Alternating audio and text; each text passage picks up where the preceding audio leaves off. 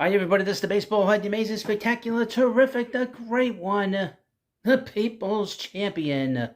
Your host, the Hut. Welcome back to the Baseball Hut 2. Hope you like this. Hit that subscribe button. So we're going to talk about a potpourri of teams and players in this video.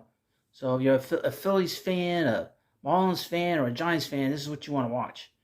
So we got from the phillyvoice.com headline: MLB rumors. Don't count out Phillies for free agent starters Blake Snell and Jordan Montgomery. Now, as you know, if you don't know, we are 6 weeks away from spring training.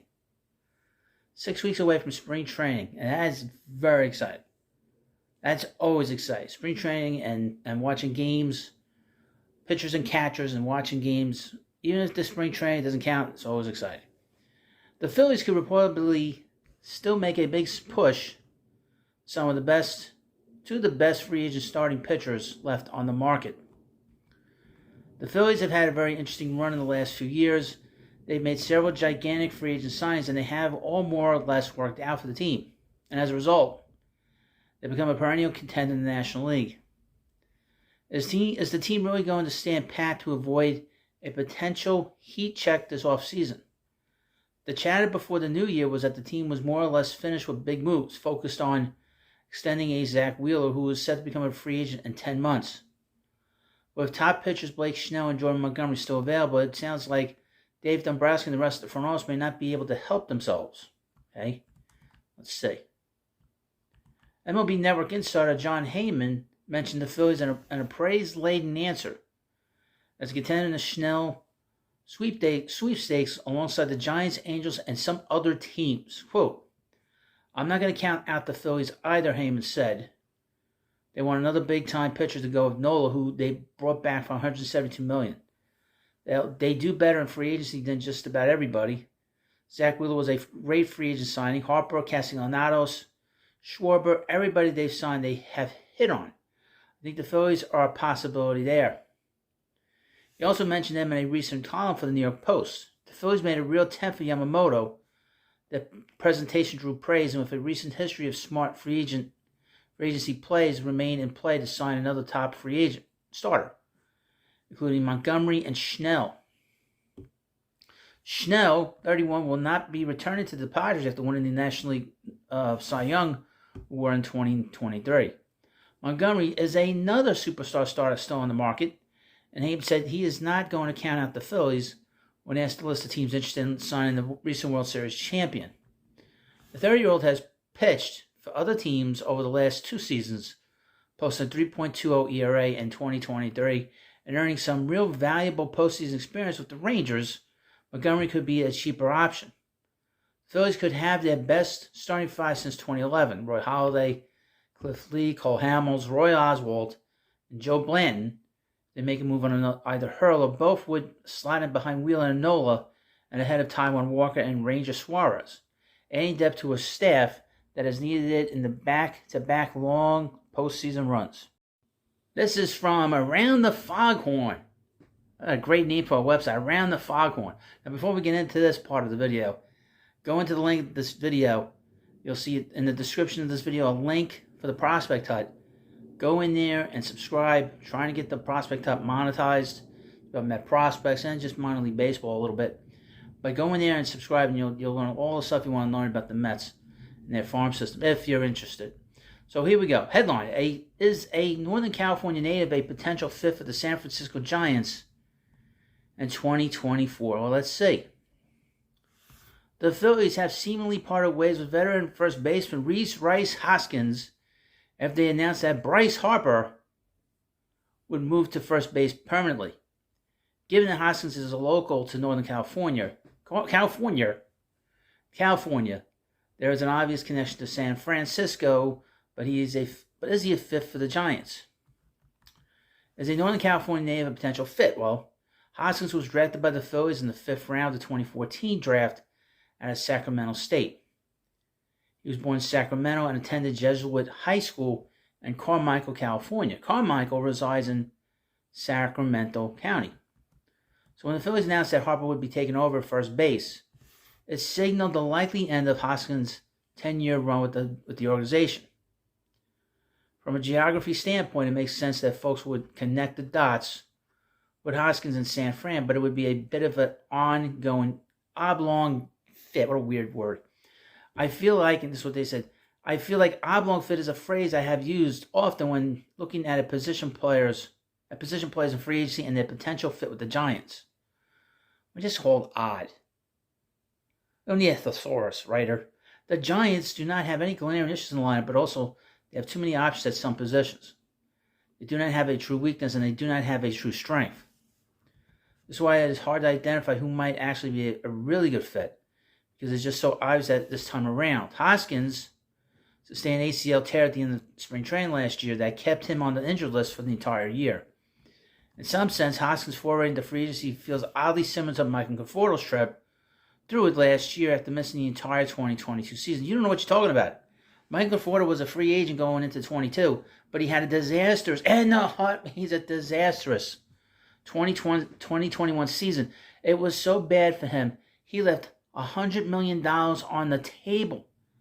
The Mets offered him a 5-year, $100 million contract on the table before the 21 season, and he didn't take it, and he bombed.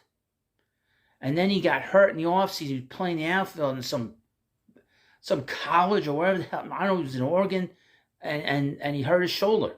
There's such a mystery about how he hurt himself. I continue. More than likely, Hoskins is looking for a contract that gives him considerable guaranteed money and a chance to re-enter the market soon if he performs. That type of contract has been in the Giants' wheelhouse for better or worse in recent years.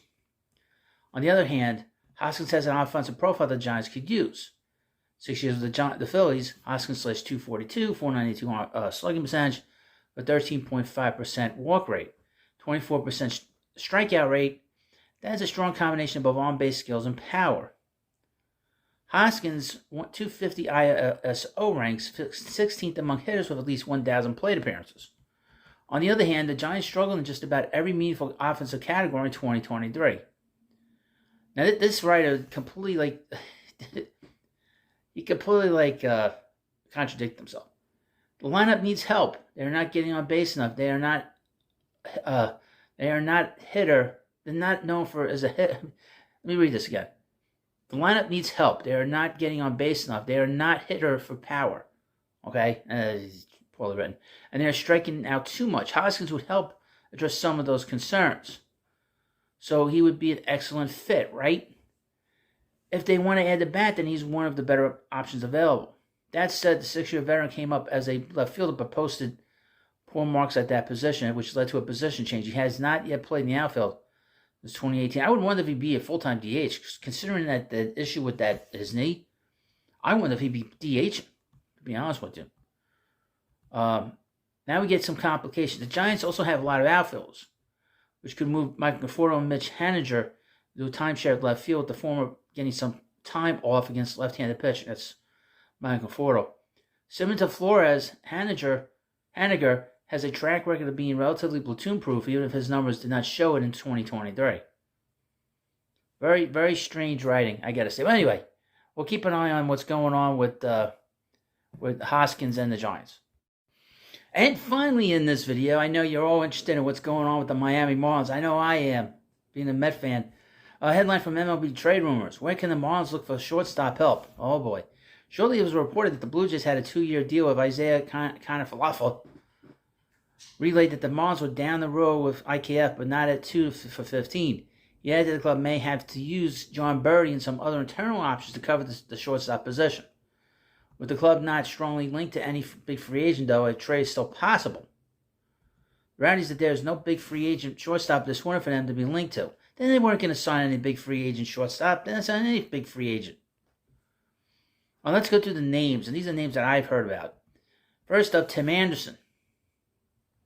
It's well known that Anderson is coming off a dreadful season. He had just 1 home run in 123 games and produced a line of .245, .286, .296. His defensive metrics also took a tumble, leading to a negative WAR tally at both Fangraphs and Baseball Reference. Taking a shot on Anderson would be a bet that he was held back by knee injury in 23 and bounced back to his previous form. From 2019 to 2022, he hit .318, .473 slugging percentage with some passable glove work in there as well. Ahmed Rosario, former Met. Rosario is somewhat similar to Anderson as he's coming off a down year, but looks better with a wider view. From 2019 to 2022, he had 282 with 412 slugging percentage. His bat dropped off in 2023, though not as far as Anderson. He ultimately hit 263 between the Guardians and Dodgers. The latter club utilized him at second, and he seemed to post better results there. So perhaps he'll be viewed as more of a second baseman going forward. There's a lot of talk that he'll be playing everywhere. He played some time center field with the Guardians. I'm not a big fan of Rosario, but he's an everyday player.